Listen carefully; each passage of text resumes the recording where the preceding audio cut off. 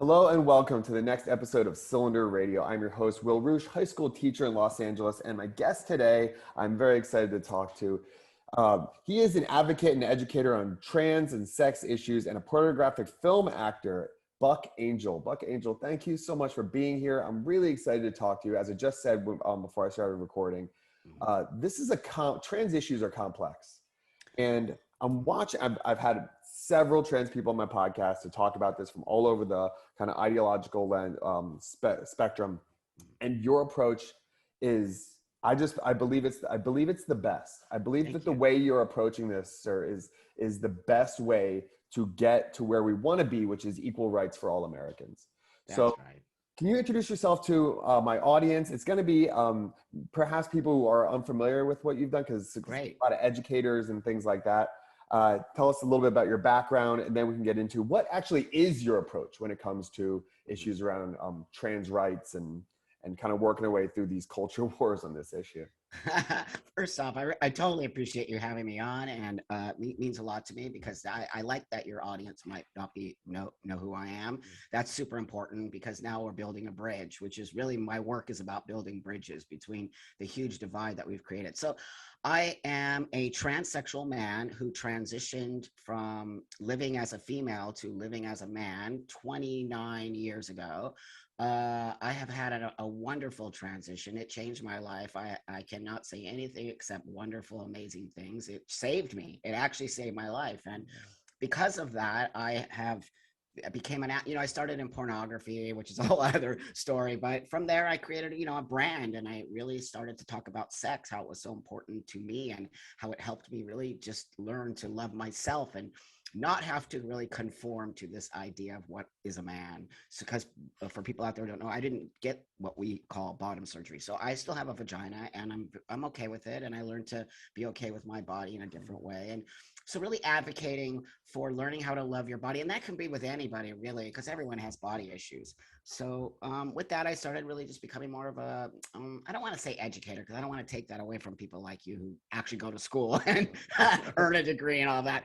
I would say that I'm much more of a freedom fighter and a fight for rights of humans, and also for reality and truth. I'm a truth seeker, and I believe that once you start saying things that aren't truthful, it can lead down a very dangerous path. And so really that's kind of where I stand today in the fight for rights of not only trans people, but everyone really. Yeah, you say you're interested in building bridges. That comes through in all the conversations that you have. I get frustrated sometimes with some of the conversation. I got frustrated with the conversation you had with Charlie Kirk, the kind of right-wing ideologue. Um, I mean, a bunch of things. I mean, one of the things is I guess I would identify, one of the things that I identify as, because all these categories that we're all very complex people, is as a Christian. And I didn't see the way he was acting very Christian. Right I don't on. I don't wear it on my sleeve. Like Yeah. I don't wear a cross. I don't like broadcast it. I try to live like I try to be a good person as best I can, and I try to show joy. He didn't seem to have a lot of joy in his life, but besides that, you just seem to always look for common ground. You look for like, hey, where can we agree? Where can we align? How can we? You called him friend, like someone who's being very kind of contentious towards you and stuff. You kept saying friend, and like that makes a real difference. The other one thing I want to ask is, you said transsexual man. I had Corinna Cohn on my podcast. It was like the third guest I've had. Excellent. She's great. She just wrote something recently for the Washington Post that was interesting, because she's kind of like, I wonder if I made the right decision. You don't have that. You're pretty solid that you made the right decision, but she transitions kind of similar time you did. I mean, it was in like the early 90s. Yep, So that's right. that's an interesting thing, because she uses the same terminology too as transsexual. Mhm. Uh, but what is that like, the language change? Like, you were That's right. here for watching this language change. How did that kind of happen from your perspective, from going from transsexual to trans to kind of Right. the way that everything has shifted? Right. It's a great question. And I get that question all the time because Okay. I specifically use transsexual for this particular reason. Back in the day when people were transitioning for many different, well, for really one reason, that it started to change here in this community in the last 5 or So years where all these other new sort of identities started coming in that do not reflect me in any way, shape, or form. And then they literally took out the word transsexual, calling it antiquated, derogatory. And I'm like, wait, that's actually my identity. You can't all of a sudden choose that for me and not ask me or any other transsexual. So what I did is I realized I'm reclaiming that word because I don't identify with the transgender umbrella, and that the transgender word is now an umbrella that fits any type of person that has any form of gender variance. So that could be you if you just decided you wanted to just be non-binary. I don't relate to that. It doesn't. I have what's called gender dysphoria. I have an actual mental disorder, and I will tell you 100% I have a mental disorder. I have dealt with it. I have embraced it, and there's nobody going to tell me different after it took me so long to embrace my disorder. And so I believe that I do have a disorder, that I was, went to a doctor, I was diagnosed, I went through a system, I got surgery, I got hormones, and here I am today living a beautiful, amazing life because I do believe that I have a disorder and I needed this particular thing. So I distanced myself from transgender and made myself say, I'm a transsexual. I have a different way of being. I want to be a man. I want to live this way, though I'm still a biological woman. And then the community got really mad at me, but then more people started coming out as transsexual and seeing. So now there's a huge amount of people identifying as transsexual to distance themselves from what I call an ideology around this trans movement. Yeah, Does that make man. sense? Yeah, it does. Like within the trans movement, though. I mean, what do you think it is? I mean, I read Abigail Schreier's book. I mean, is it kids who are lost? Is it the fact that society looks at the trans community and goes, "This is a community that has been through some shit." I can't imagine.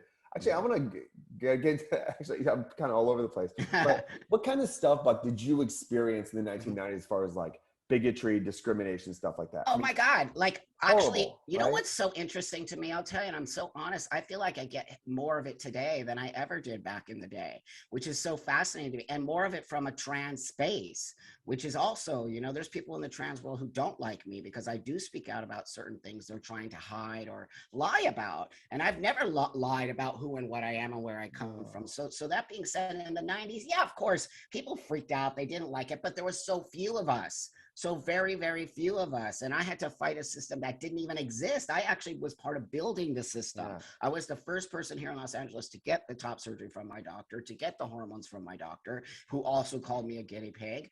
But I knew that I was making the right choice. But being honest with you, I don't feel that I got such intense hate that I get today. And not just from trans, from all sides. I'm a very middle ground person. And I get hate from the right and the left. And but that's not a bad thing for me, because what it does is it gives me an opportunity to see what's happening here and why are people from both sides hating a person like me who only wants to build bridges and only wants to bring us together on some level so that we can move forward on issues that we shouldn't even be talking about trans stuff. I'm going to tell you, I'll be honest with you. I think this is a very personal space. This is not something that should be politicized, which it has been. Yeah. We brought children into the conversation, which is dangerous and gross, and you see what's happening. So, I have issues with the fact that we are now this political pawn in this weird space we live in today. I have a disorder that should not be used as a means and a way to push politics. Yeah, I had some people on who I brought that up. I said, like, well, what's wrong with saying it's like a mental disorder? And their response was, I forget which guest it was, but a couple of people have said, well, if it's a disorder, then it needs to be fixed. Then it needs to be like fixed. That's right. So how does it get fixed? So here you go. This is fantastic that you said that. I want to be fixed. I wish I was born like you. I would have given 2,000,000 times dollars if I had it to be born a man. But I'm not, and I had to figure out how to live the world as a man. That's the difference between me and them. They want to be trans. They want the identity of trans. I never identified as trans. I've always identified as a woman. Here's the distinction. Trans is now an identity choice. transsexuals, we have no choice. It's like, you don't have a choice being gay. You are gay, right? You can't not choose that. You're gay. Same with how I am. I do not choose to be this way. It is an actual factual space that I live in a mental disorder space that I had to get my mind around and be able to sort of put my body physically into the world where my mind connected to that, and I could walk the world as a man. That's the difference between me and them. They don't want to fix it because they want to be trans. I want to fix it because I don't want to be trans. I want to be a man. But you have to play the hand that you've been dealt in life.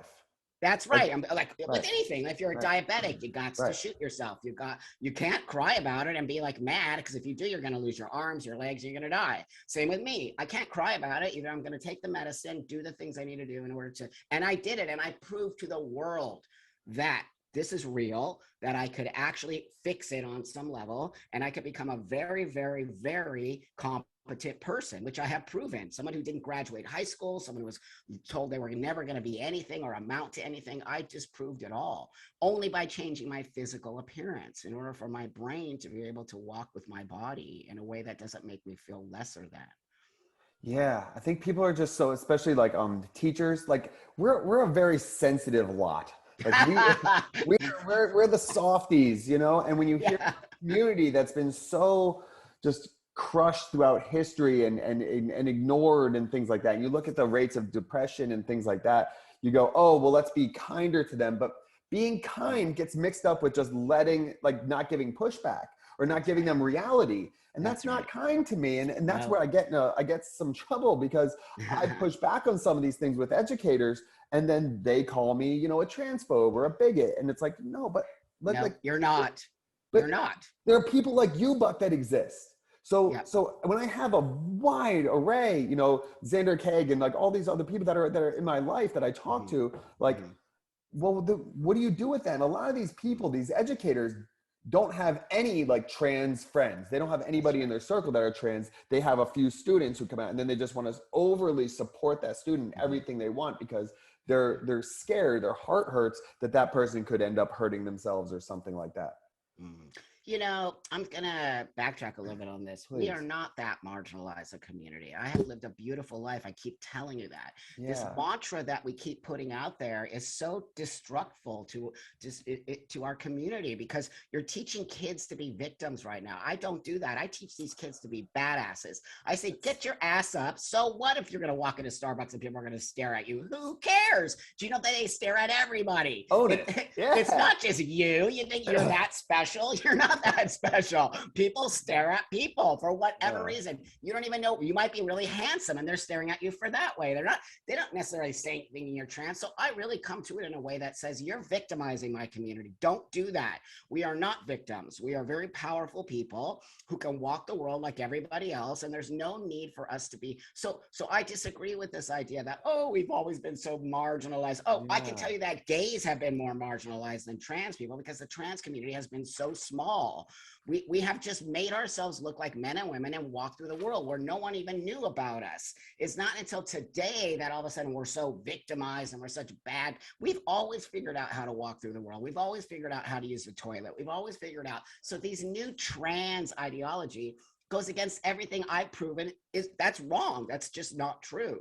Honesty is everything. And what I said from the beginning of this show, I am honest about my biology. I'm honest about who I am. And it gets people loving me all across the world, because I don't try to hide myself. I try to say, this is who I am. This is what I'm dealt. I want to be part of the world. I want to participate. I want to pay taxes. I want to have a business. I want to have kids. I want to have all the things that you have. And then people respect you. But when you start saying biology isn't real, or that trans women are women, or that I'm a man, you're now being dishonest to the world, and the world will push back. And that's why you see the transphobia you see today. Yeah.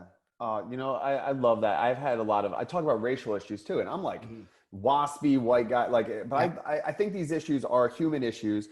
They're society issues that we're trying to work out, but it's a similar thing, Buck. You get what a lot of Black guests I've had on who say that, who like push back on like the victim narrative, like, no, stop it, you can do anything. Like you get that. It's almost like you're like the equivalent of what they get called, like an Uncle Tom. No, totally. I'm totally been called that millions of times. I get called transphobic. I have internalized transphobia. I'm like, oh, now you're a doctor diagnosing me. I'm probably one of the least people in the world that has internalized. I've been trampling across the world naked. Yeah, How's that yeah. transphobic? Yeah, I mean, so how do we bottle what you have, Buck? Because you just come across just like you've got yourself sorted out, which is not like I deal Yeah, with teenagers, and yeah, and one of the things I say is like perspective matters a lot because I yeah. was a mess when I was 17 years old. We all were, but now Yeah, you get a little bit older. I'm turning 40 this month. You're how old? You're in your late I'll be 50s, right? 60 in June. Yeah, very cool. So Right like, on. so like, you have perspective on things that young people don't. How do we get That's right. to your mindset, I suppose? Mhm. What kind of advice would you have for young parents? I have parents whose Yes. kids are dealing with gender issues, Yep. teachers, like what we want, same thing I would want with like a marginalized, racially marginalized student. Sure. Like just own it. Like this isn't going to stop me. You Nope. can't stop me. You bigots out there, you can't stop me. You That's people who are saying right. I'm a victim, you can't stop me. But That's how do right. you inception? Well, here's what I see in the school system. And of course, I don't believe everything I see on the internet. It's a shit show. And people put Yeah. shit up there and lie about stuff and on both sides. And Mhm. so some of the stuff I see with teachers on TikTok saying, I'm teaching my kids about the rainbow flag and all of this stuff, that makes people so mad. But here's what I'm gonna say. Kids are smart. Kids are not stupid. You know that, you're a teacher. All kids Yeah. want is some guidance. I have a 9-year-old kid, okay? I guide my kid, but I guide him with the ability for him to make his own choices. And if I see him going to this wrong way, I'm like, no, dude, Yeah. here you go, I'll give you a little nudge this way. Yeah. But I let him make mistakes and I let him learn from those mistakes. We are teaching kids not to make mistakes, and we're teaching kids to say, oh, everyone, especially, okay, let's go to the trans kids, okay? And I'll tell you that I don't necessarily believe that they're trans kids. I believe they're kids with dysphoria. I think once Yeah. we start labeling kids as trans, that is a mistake right off the gate. It could be a gay kid. It could be a kid who's just dealing with some stuff. Who knows? Yeah. But the Yeah. fact that we're immediately labeling a kid trans is very dangerous and scary to me. And on some level, it could be conversion therapy, because what if the kid is gay, but you're telling them that they're a boy or a girl? I mean, there's so many nuanced spaces that we're missing here. So that being said, I think we need to first off stop the conversation everywhere and stop putting it in schools and stop making it this highlighted space, that because what you're doing is you're making that kid special and you're Mhm. making that kid stand out from the rest of the class. That's not what trans people actually want. We want to be a part of. But that's the problem with today's ideology in the trans space. Mhm. They want to stand out. They want to be different. And so now you as a teacher are in a really weird space, because you have trans students, but why as a teacher do you have to acknowledge your trans students as different than the rest of the students? Right? So I don't understand this. Why can't we just have people in the school? You can have your LGBT club where they can go, but these kids should not be getting special treatment, because that's not going to do them any good. That's going to make it so that they feel as if they're different than, right? Even though we are, the whole point of transitioning is to move and get better and be a good person in the world. And if you're dealing with dysphoria, we can help you by letting you be just however you need to be, but not making it the focal point of your whole life. Yeah, and I'm sure there's elements also of like, let's say you're gay or you're trying to figure out Yep. what your situation. Maybe you have gender dysphoria. Yep. Maybe you're just a confused kid, and That's then you right. look at who is celebrated in school. I mean, like there are a lot of schools that are pushing to have your pronouns. Ugh. Everybody needs to have your pronouns. Pronouns everywhere. Meanwhile, Yeah. yeah, as you said, it's a very small group of humans That's right. that have gender That's right. dysphoria. I mean, it's That's right. very small. So for everyone to put these pronouns in their bios, and like I Yep. never did it, and people have given me like shit for like not putting I'm like, guys, Nope. come on, like I don't do it. what are we doing here? What are we doing? We're literally being compelled speech. That is everything that Yeah. goes against America. That's what the kids should be learning. We live in a country where you don't have to do what someone tells you to do because they want you to do it. That's what the kids should be learning. We're teaching kids bad fucking behavior. We're teaching kids that if they don't get what they want, they're going to freak out and burn the building Yeah. down. What? No, Yeah. that's not what we should be teaching. That's not what our values are here. Our values are about freedom. Go teach the Bill of Rights and the Constitution, and you'll see, oh my God, that's what the kids need to see. Like, no, just because someone misgenders you doesn't mean they hate you. They just might. And if you're walking around as a woman with a beard and a mustache, get over yourself. People are going to misgender you. How dare you get Right. upset about that? And how dare you expect the world to change their whole views overnight? I mean, this has been going on forever. I grew up in the, in the 60s and 70s. People were already doing the cross-gender stuff. This isn't new, but back in the day, they didn't push on people the way they do now. That's compelled speech. I do not put my pronouns. You know why I don't? Because it's upsetting to me, because I work hard to look like a man. And if you don't see me as a man, that means that my sex change sucked and I didn't do my job right. So for a trans person like me, pronouns are insulting. And I don't think you should play that game, my friend. And I think it's a very difficult space to be in. And you're going to get called a bigot and all that, like I do. But I think we're teaching kids, again, if a kid wants to put their pronouns, right on, kiddo, you go right ahead and do that. But I ain't gonna do it. Not the pushing for it. I mean, that's how Jordan Peterson ended up on like the public, That's right. like awareness, because he pushed back. He's like, this doesn't have anything to do with trans issues, too. This is a Trojan horse for getting in compelled. Ooh, right on. No, that's exactly. So we need people to speak like that, but then they get called transphobic, then they get called, but it doesn't matter. I get called transphobic and TERF and all of the, it's gaslighting. That's all it is. It's just gaslighting. So here's where I think I'm at with the issue. I see it as a complex issue. So there's a divide, right? So the conservatives say, like, there's a big push of a lot of the conservatives who it's like, there's just men and women and that's it. And that's all there is to it. And then there's like the more like kind of extreme kind of progressive end of that, which is, kind of gender and sex are not linked at all. And they're, non-biological and stuff like that. But there is in between here. There is nuance. You're proof of that nuance and that in between. Right. So what do we do with that? We have to. I teach government and civics, and it's like the 14th Amendment needs to apply equally. Where that gets tricky would be in things that could get tricky in things like the draft, or it could get for things like prisons. That it can get really tricky when it comes down to policy, but that's what we need to figure out. That's right.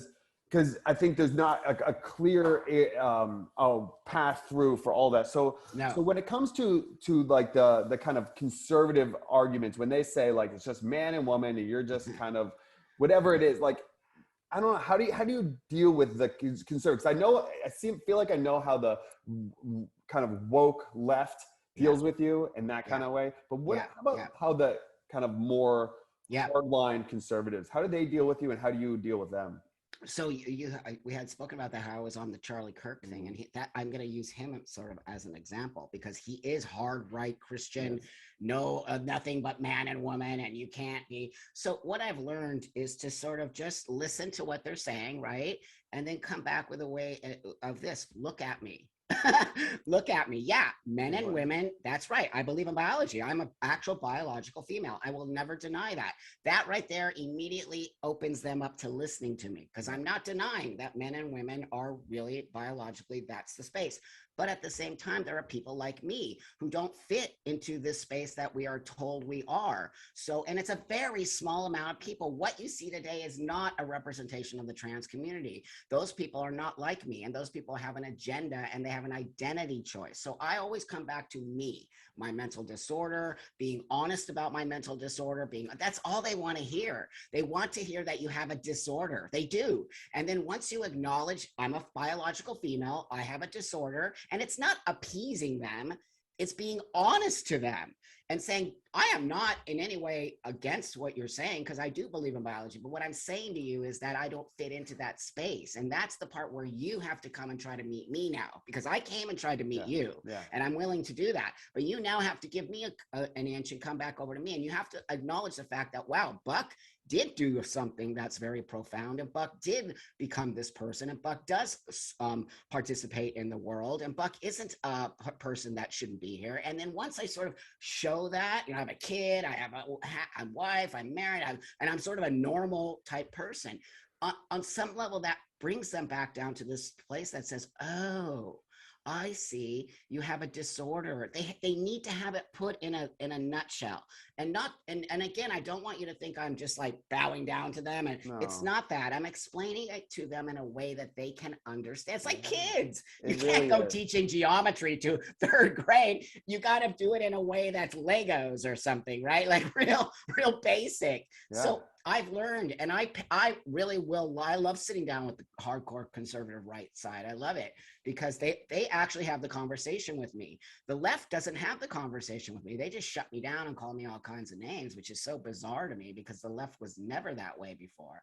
So and I'm proving that, and I'm showing that to the world. Well, don't think all conservative people are closed-minded bigots, because they're not.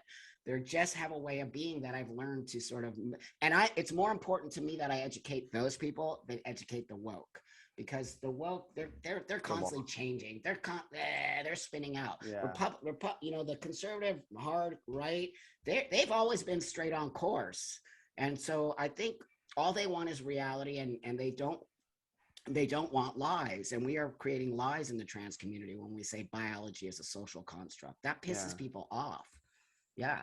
That's very cool. I mean, I noticed that too with Blair White.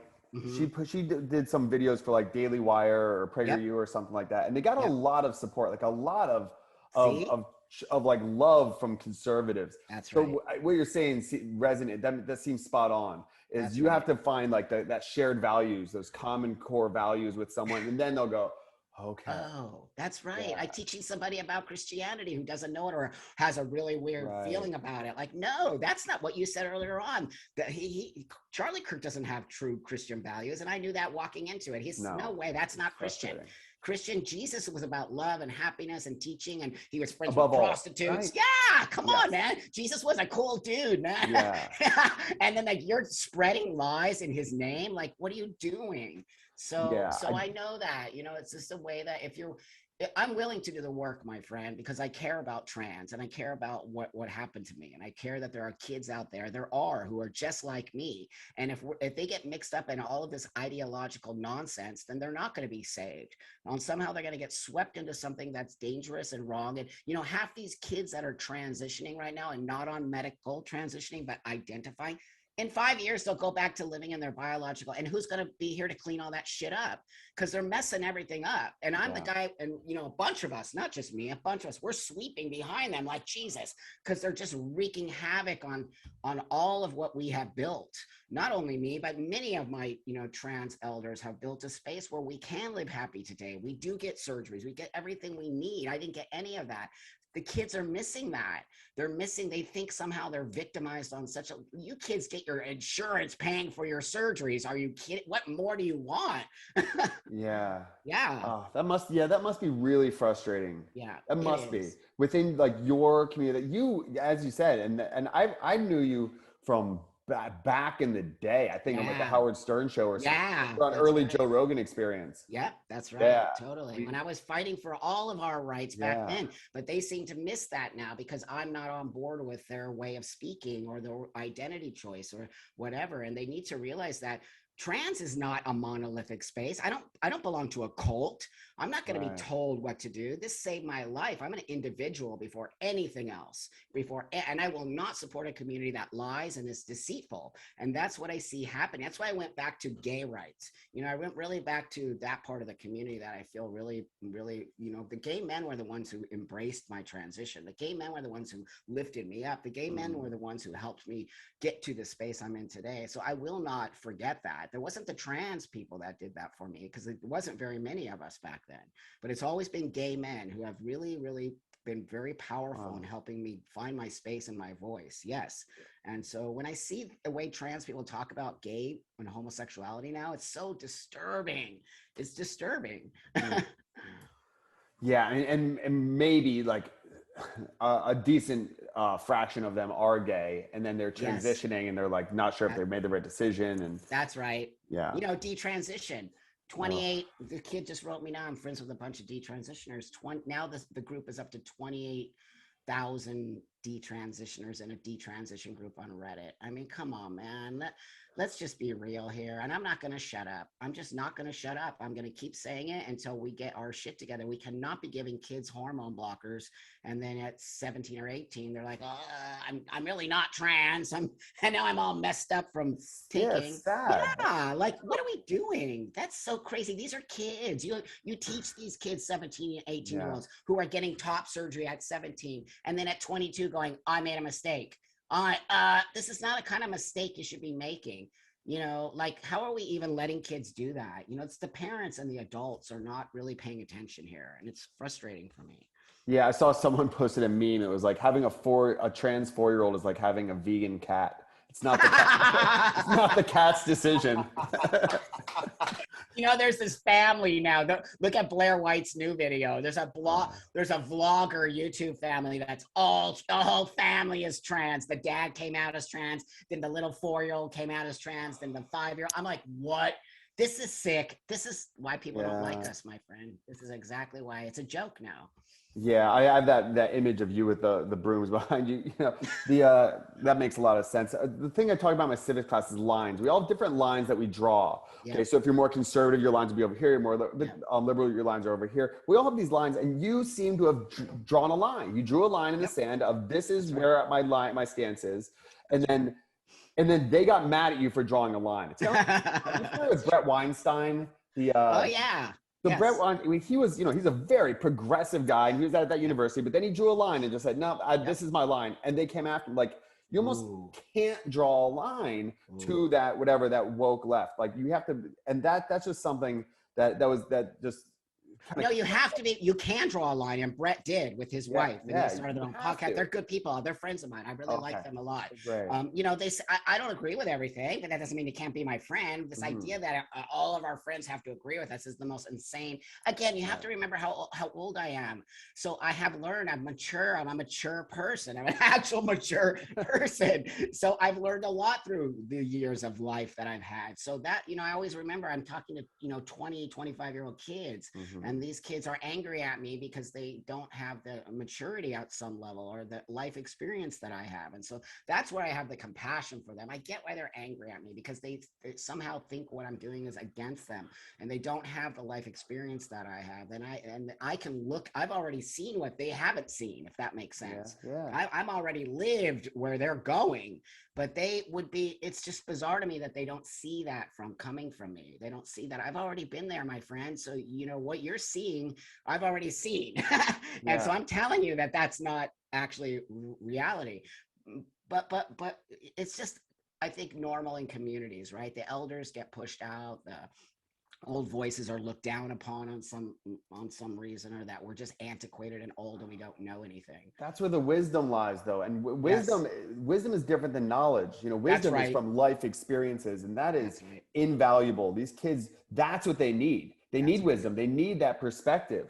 Yeah. So and some of them are coming to me, they are. I don't doubt it. More and more like, thank you, Trampa, I can't speak out because blah, blah, blah, I'll get mobbed. And I'm like, don't speak out.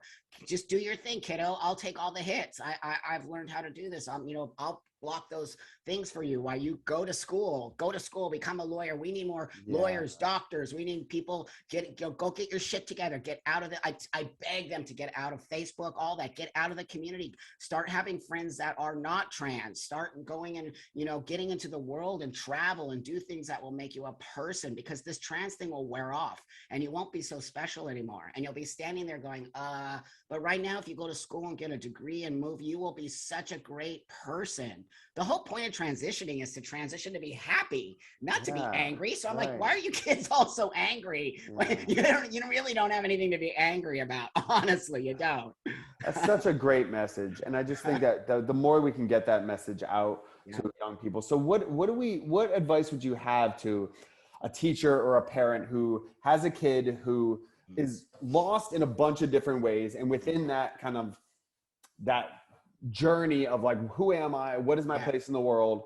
They start leaning into their gender identity and stuff like that. What advice would you have, just like in a broad kind of way for them? What I said earlier, don't treat them so special, but let them know, I see you, kiddo. I see you, Tommy. Cool. You're cool. Right on. But you are not that special. I need you to sit down and learn math today, because what happens is that they really rely on this victim-y space. I see it. I watch these kids. They're literally living in that space, and then they're not moving forward, and they become angry, disconnected. The mental health is out of control because no one's even giving mental health at this point. We're just going over it. No, these are just marginalized kids who just need love. No, they don't. They need discipline. Kids need discipline. Don't try that nonsense with me. I don't believe that at all. I'm this person because my dad disciplined the heck out of me. I hated it. But today I say, thank you, Dad. You made me a Right. badass. My dad did. He made me a badass. So I think we're teaching kids bad behavior when we're just so, oh, you're trans. Oh, who cares? Yeah. Okay. Come to school as Tommy and dress in your boy clothes, and everyone in the class, this is Tommy. Let's move forward now. That's What good. Yeah. That's what I think the problem is. We're giving too much special treatment. So guess what? The kid that's sitting next to Tommy and the kids that's sitting next to that kid all want to be trans because they see the trans Get the kids getting attention. all the. Yeah. That's right. Yeah. Of course, they're kids. That's right. Yeah, I mean, it's the kid who gets in trouble because his parents ignore him, That's and right. getting yelled at is better than having indifferent parents. Having That's bad right. parents is better than indifferent parents. So That's that right. makes a lot of sense for children to go, oh, well, this is being celebrated. All I got to do is this, and I'm confused anyway, so I don't know what up and down is. So I'll just pick this is up. That makes a lot of sense. And never forget what I told you, identity choice. This is an identity choice. So think back to punk rock. I was a punk rocker. That was my identity choice. Goth. We use a lot of these analogies today to older people because we're like, yeah, we all wanted to belong to the club. Trans is just the club now. But the problem is some of these kids are doing medical surgeries. Yeah. I don't care if you want to join the trans club and you're dyeing your hair pink and you're trans. Woo woo. Who cares? What I care about is when kids start taking puberty blockers, medicalization, cutting their breasts off, and then all of a sudden deciding that they're no longer trans. I just feel like that age is too young to be making such a drastic, life-changing choice. And we're just letting these kids do it because they say they're trans. And that's where we ran into the mistake with self-ID without any, psychology attached to it or any sort of, system attached to it. Yeah, I mean, how you identify matters a lot. And, it can be according to race and sexual stuff. It can be, when I had Corinne on, one thing she said, she's like, I identify as like a cat person and a computer software designer. So like, that really matters. Like how you see yourself in the world. If you see yourself as a victim, then you're going to be a victim. I mean, that is literally what we're teaching trans kids. Yeah. I see it all day long and I won't stand for it. They come and start trying to say stuff to me. I go, sit down, kiddo. I'm your dad right now, and you sit down and you do not ever speak to me that way because this is the last conversation me and you will have. I scold them and I say, you are wrong. A, B, and C. Now you can take this and go, or you can just tell me to F off and we're done here, but you will never speak to me that way. I push back on these kids. I don't let them get away with that bad behavior because I do think on some level it sits with them. I know they get really angry, but I think on some level later on, they're like, well, wait a minute here. Maybe Buck was right. So I do think some pushback is we're not pushing back. Yeah. We're just saying, oh, these poor kids are marginalized and they're, blah, blah, blah. You want to know what marginalized? I'll tell you, go try to live in 1970 as a trans person, even 1990. So, I think that there's no perspective for them. They just think they're just this group of people. Trans people are the most marginalized people in the world. That is not true. We don't have the highest rate of suicide. We don't have we have suicidal ideations, most definitely, but we do not have a high rate of actual suicide. You see how the manipulation of the words matters. It matters. And then the world just looks back at us and like, you're all a bunch of liars. And then they don't want to help us. And then they're passing laws all over the United States that says kids can't have this, or you can't have that, or you can't transition. That's all pushback from the right, seeing all the nonsense happening in the trans community. Yeah, I think the pushback will be better if there's more reasonable people within the fight. And when you say give pushback and boundaries and stuff like that and discipline, like always through love. I mean, that's always. I discipline my kids because I love them. That's what you do when you love someone is you give them guidance, especially as someone older to someone younger. That's right. That's what love looks like in being played out. If I didn't, that's what I tell them. If I didn't care, I would not be here. Do you know how amazing my life is? What I have, where I could be, what I could be doing. I don't need to focus on trans. I don't need to make products for the trans community. I don't make any money off the products. That's just really my community service. That's not. I don't do that. I do that because I believe in the community needs certain things, and I'm able to do it, and I can bring it to them. That's what they're missing. I don't have to be here. I can literally walk away from this community, but I care about the one little buck. There's a one buck out there who's lost in this sea of nonsense, getting lost in it. And if he sees me, he's like, oh, I can actually just become a dude. I don't need to be trans. I don't need to do this. I can just literally become a dude. Those are the kids I see. And that's the only reason I'm here, is to guide the kids who see me as them and know that they can have a future without being sucked into some ideology. Yeah, I have no doubt that you're making that impact that you might see a little bit now, but where you'll see it is, 10 years from now, Yeah. where they come back to like, you made a huge impact. As a teacher, I say like, it's nice to be told like, Mr. Roosh, you're my favorite teacher, but see me when you're 30 and That's just right. tell me you have an awesome, fulfilling life. That's right. Like, You are doing God's work, my friend. Teachers are so important. I wish I could be a teacher. It is such an awesome job. And I just have to give you the props because if it wasn't for people like you, which I could tell you're awesome, loving, amazing, focused person, we won't have amazing adults. Kids need teachers like you who care, willing to push back a little, willing to give these people an opportunity to learn and move forward. Some of the teachers I see today with this agenda of teaching kids about gender and sex and all this, like what? Come on, slow down here. yeah. Like kids just need some like love and like, like third graders don't need to be taught gender ideology. They just don't. It just seems overly simplistic. Can we Yeah. get into, I'm really curious. So you got into pornography then. Did you Mhm. get into this after you transitioned? Yep, I sure did. Yeah. I would say like about 10 years after my transition is when I started my porn. So it was 2001, I think was my first movie. And I was married to a professional dominatrix and the internet was just starting. And so I Yeah. just started going on and figuring out how to make videos. And oh my God, I just totally taught myself how to edit movies. And so we started making domination videos and putting them on the internet and it just blew up. And then I noticed that there was no transsexual men in porn. It was all trans women. Remember back in the day, it was like, excuse me, chicks with dicks, she-male, Yeah. tranny, all of that stuff. It was like one of the biggest genres. And I was like, what? There's no dudes like me. And, there's no trans men. And I just had this idea, and many of my friends were like, do it, dude. That's such a good idea. And I was like, they're like, you're gonna change the world. And I'm like, no, I'm not. I'm just making porn, whatever. Not that it changed the world, but you know what I mean? Like, who would know I'd be sitting here talking to you one day when I was just like making pornographic movies. Did you have that personality going in, like an exhibitionist? Like, I mean, Yeah.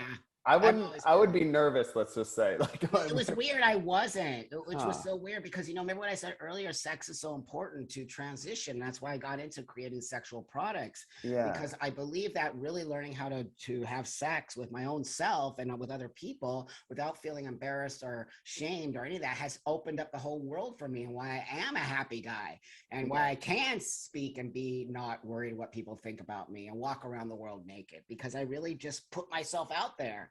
And that was game changing on so many. And I know that if I started to introduce sex to trans men who are not having sex, then I could really change a lot of our attitudes towards our own self and, and surgery. At the time I did, I wanted bottom surgery, but it wasn't anywhere near what I wished I could have. So by even choosing not to have bottom surgery was very radical to other trans men. They all wanted bottoms. I didn't. And now I'm very happy I didn't, but there are men still dealing with that today. And I'm really trying to encourage that. It's cool if you want to do that, go right ahead, but you have another option. You don't have to do that. And you can actually live a fulfilling sex life this way. Is part of why you got into the porn world to like kind of normalize to show like this is what my body looks like, this is what some human bodies look like we're very like that kind of thing to yeah, totally 100%. It was all about showing the world that first it was all about making money. I'm like, I'm gonna make $1 million. I'm gonna do this. But then as I got into it, I started getting so much hate. Oh my God, my friend. From wow. From everyone from gay men who are attracted to me telling me to like F off, and I'm like, what? It's not my problem you're attracted to me. Like, wow. It messes with people's head. Oh like, yeah. I've seen something. I forget where it was. It might have been on Howard Stern or something like that when I was younger. Yeah. And I was like, oh, that's like, yep. What is going on here?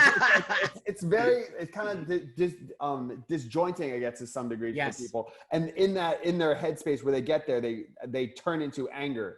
Because maybe they might have elements of being, attracted to what they see or being curious about what they see. And then that like spirals off like, oh, if I'm curious about, Buck's body, then what does that say about me? That's right. Like that, like, is that? No, you hit it right on the head. That's exactly all the emails I would get. I'm so attracted to you, blah blah. Am I straight? They would say that. I go, dude, look at me. You are not far. You are attracted to my masculinity. I'm very masculine. You're attracted to that. I just happen to have a vagina.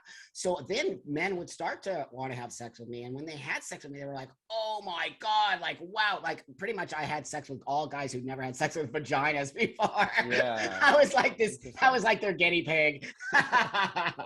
But then there'd be gay men who get really mad about it because they're like, it's not gay. And I had to fight against that kind of stuff. And I'm like saying, look, you guys, I'm not trying to take your space at all. I never try to take over gay men's space. I was always very respectful of it. They came to me. And so through that, I realized, wow, I'm actually educating the world through my pornography. It really became a more educational on some level space. And I started getting asked to speak at all these universities and bring my porn and talk about my porn. And many universities carry one of my movies in their library as an educational piece, because I was the very first ever in the whole world to create this genre of pornography that didn't exist, and people were like, oh, what the heck's going on here? I'm gonna do an episode on like porn in general, because that's great. another one where it's complex, because I'm seeing teenagers. Are you familiar with Esther Perel? Of course, yeah. I spoke with her. Oh, did you? Yeah. Oh, she's very cool. And one of the things that she says is she talks about sex ed, because sex ed, the way it's done in schools, is I'm kind of paraphrasing her language here, but she says it's taught like plumbing, which is really not what kids need. What they need is relationships, intimacy. That's right. Like intimacy. How to be intimate. And that's what kids don't get. But like teenagers, I'm gonna be 40, so when to get my hands on like a Playboy was a big deal. Like we had a lookout at the bookstore, and then then we're like, oh my gosh. But now, I mean, kids in their pocket have access to all kinds of pornography all the time. I think that's a problem. That's probably what some of the conservatives like Charlie Kirk are kind of getting at. Yes, he was. I know, but I agreed with him. I said, look, my friend, I work in an industry, an actual real industry. Okay. So whatever you want to believe, it's an actual real, I pay taxes like you. Right. What I do is legal. It is an actual legal industry. We do not want kids watching our movies. Are you kidding me? Right. We very much police ourselves. So the problem is not us. The problem is something else. And it's bigger than us. We are constantly making sure that all my stuff is behind walls. People take my stuff and put it on the internet. There's nothing I can do about that. But that being said, you need to understand that pornographers are not pedophiles, and we do not want kids watching our stuff. That is that is actually rude and disrespectful to say that, because everyone thinks that we're just trying to lure children in. Like, what part of adult entertainment don't you understand? I make movies for adults. And so that being said, kids have this now. And you know what? You can go to Pornhub, you can go to anything for free, and you can just watch all of it. So we need to talk about that. We don't need to talk about me being a bad person. We need to talk about that if I don't do it, someone else is going to do it. Don't you dare make it illegal, because that'll make it worse. Right. No, I agree with that. And I think that, there's the kid issue. I think the adult issue is there's probably adults too that end up devolving into, they get their maybe a VR set, and they're just like, oh, I don't need a woman or a man or anything like that. That's right. And that's not good either. But look, people can abuse anything. So the argument that, whether it's drugs or pornography, that we can't have this because people abuse it. Well, people abuse cheeseburgers. Totally. I said the same thing to what's his name, blaming me for his porn addiction. Yeah, totally. Yeah. So if you have an addictive personality, you're addicted to something, that's your issue that you need to figure out. So you need to sort that out. And I don't think it should be illegal, but the ubiquitousness of pornography on the internet is not good either, right? I mean, it's not. Oh my God, it's horrible. I hate it as a person in the business. I hate it. I hate it. It is not sex education. It's porn. It's fantasy. It's for fun, but it's for adults. So now what do we do? So let's just talk about another platform called TikTok. Are you kidding me? It's not only the problem of pornography. TikTok is a mess. It's disgusting. What they let people put up there is sick, but no one's saying that's a bad thing. I see way more mental health stuff come out of that space than I ever did out of pornography. I can tell you that TikTok's going to fuck up so many kids. Now, that being said, of course, there's scary looking porn out there and it's gross, but there's also stuff that is, you know, just basic sex. And if this is what kids are using to learn how to have sex, this is where we're going to be in trouble. And why sex ed is important in schools, and why we need to start that in a space where we're teaching what you just said: intimacy, love, the difference between sex and intimacy, and, you know, all these things, safe sex, STD, STIs, another whatever, you know what I mean? Right. Condoms, birth control, all of it. And trans people can get pregnant. So we need to talk about that too. Yeah. Yeah, that makes sense. So, I mean, I'm not surprised that you would have a nuanced view on that as well. But again, like that's the conversations that need to be happening. That's why I'm trying to facilitate them on this podcast. Yeah, right. Just right. to work this out, because when you take a hard line, this is bad, this, or make it illegal. I mean, that's something that conservatives say sometimes, is that pornography should be illegal. It's like, illegal? That is sick. Prohibition doesn't work. We've seen that over and over and over again. That's right, dude. I'm like, yeah, okay, well, let's just go make your alcohol, all you Christians. Let's make your alcohol illegal, and let's see what happens there. No, that is never the right choice, to make something illegal that is so obviously, it's $1 billion business for a reason. For a reason, pornography is $1 billion business, because people want to watch it and people want to see it. But there's always bad apples, always. I mean, there's bad apples in the trans community making shit happen right now. That's so scary. So there's always people who are going to take a certain thing and make it into a bad thing. And so we have been fighting against it for a long time in our industry. But, you know, we just always have bad people. And now the internet exists. I started pornography when there was no internet, right? I made VHS. I actually made VHS. And so you couldn't, it was a different space. Kids had to, what you said earlier, find the porn under the bed, or, you know, in a different way. But God, even I'm going to tell you, as someone who believes in sex and all that, some of the stuff that's out there, I would be mortified if my kids saw. Yeah. Yeah.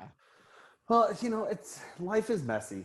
You know, like, and I think that the best we can do is have these conversations, be willing to have a conversation, and just and go about it with grace. I just want to get your take on my something that I kind of developed through these conversations, Buck. And I take your opinions, you know, seriously. I think that you've earned that through your life and the way that you've conducted yourself. One of the things I say, because I interact on social media, podcasting, is these like 3 pillars, and I have them as intellectual humility, that you might be wrong. So have some humility about what you know in your head. Genuine curiosity, like what am I missing? What am I missing from here? And then grace. And those are the 3 pillars that I try to apply in all my conversations, and I try to push that for my students. Do those align for you, that you think that would be something a positive in all these complex things? Oh, I love that you said that. Genuine curiosity and grace. Yeah, no, it's beautiful. And I really do try to live my life that way. Of course, I'm wrong sometimes. Of course, that's how you learn. That's what people don't understand. I have to make a mistake. Let me make a mistake. And then you can actually correct me. And I can go, oh, actually, you're right.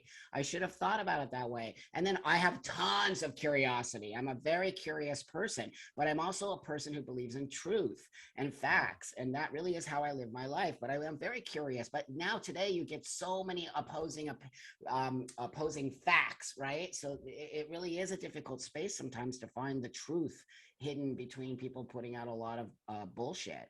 And so really, I do think I do live my life, and I'm always willing to say I made a mistake. That's what people who kind of say things about me don't understand. I'm always willing to apologize, and I have many times made mistakes and apologized for them. But for some reason, when you're a person, I guess, in my space, you're not allowed to make a mistake. You're not allowed to apologize or even make a mistake. It's like, people pull shit up from 10, 15 years. Buck said this. I go, I said that 15 years ago, and I literally apologized for it. Yeah, you know, funny. Whatever. That's right. That's right. It doesn't matter to me. I have a higher calling. I have a higher calling. I really do believe that. I not to say like I'm Jesus Christ. I have a higher calling. I do believe that I have survived hell and here for a reason. And I do believe that the universe cares about me. And I do believe there are people out there who hear me. And that's why I continue to just speak my truth and what I think Yeah. is my truth until someone And says, but wait. yeah, I mean, I thought of this podcast to be the opposite of an echo chamber, and then I find myself agreeing with everything you're saying. But you know what? People say to me, they say, Will, you always bring on trans people that agree with you, which isn't true. But I also say, Okay. like, it's not like I don't want to talk to people that disagree with me. That's I've right. had a trans activist on who they went pretty well, but then like 6 months later, they were saying about how it was terrible and things like that. And I reached out to them and said, let's have more conversation. And they said like, Wow. no, like they were just, they were See, off, but they they won't, don't it's not want to that I fix don't, it though. But yeah, they don't want to fix it. no, If there was a problem with that, that's what I see in this community. That is upsetting to me. They don't want to have the conversation. The minute you do something that upsets them, it's like done. Never. I'm like, what? No, that's not the way. We're allowed to disagree as trans yeah, people, and you're allowed to say, "Hey, wait a minute, I made a mistake. Can you come back on and we can clear that out?" So that says to me something else. They're there's not something willing. else, Yeah, something else. They're not willing. And so to the people out there who keep saying you bring people on who you agree with, that's not true. The problem is that some of the people in the trans community don't want to have the conversation. And when they do have the conversation, if you don't agree with them, they just cut you out. yeah. So I'm going to say that I don't believe that that's true about you at all. I think it's hard to find a nuanced space in this community because people don't want to have that conversation. They're not willing. It just so happens that me and you agree on things. I bet there's things we don't agree on. I think there would. I think there would be, and those would Yeah. also be fun to get into maybe another time because Yeah. like then I think we would both be able to learn from each other's That's experience. right. That's so awesome. Like that's why you have conversations with diverse people is to learn from them. You think? But we're Right? not allowed to have critical thinking It's anymore, so which is, it's so odd. I think you're not that. I think you're a teacher that teaches critical thinking. I do. Yeah, I mean that's my whole thing. I'm writing a curriculum for it right now, just about critical I thinking love you, across dude. the disciplines. Like Yep. it's because Yep. it's lacking. It's lacking. Bob, so I want to see you. This is the platform I have, but I want to see you on bigger and bigger platforms talking about this Thank stuff you. because it's the way we get through this. I tell That's right. my students like this is your generation's like one of your big issues in your generation is figuring out this gender issue because it Yep. is a mess right now.